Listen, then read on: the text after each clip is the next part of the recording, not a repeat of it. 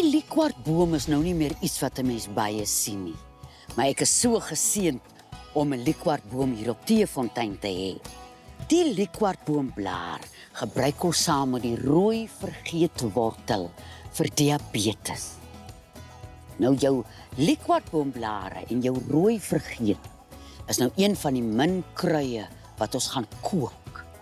As ons werk met wortels, dan kook ons die kruie. Andersins gooi ons net kookwater op. En baie belangrik om te weet, as jy ooit in die veld ingaan om wortels te grawe, moet jy klein geld saamvat. Nie 20 sente en 10 sent stukke nie, R5 en R2, want jy maak mos nou die plant seer as jy werk aan sy wortels, so jy moet hom betaal. En dan vat jy nou 5 rooi vergeetwortels, min of meer so dik soos jou wysvinger. En 5 liekwartboomblare, van hierdie kleintjies 5. En as jy nou 'n liekwartboom het wat groot blare het, dan vat jy nou 1 of 2, maar van hierdie kleintjies sal ek 5 vat.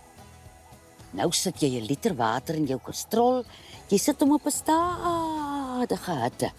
Eerste kom jou rooi vergeetwortels in. En hy kook, en hy kook, en dan sit jy jou liekwartboomblaar in. En jy hou hom dop, en jy hou hom dop.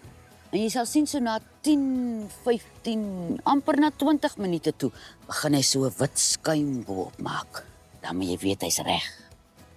En as hy klaar is, dan hou jy nou die rooi vergeetwortel in die aftreksel, jy gooi net die liekwartboomblare weg in die tuin, en dan het jy kruie om jou pankreas te help om sy werk reg te doen.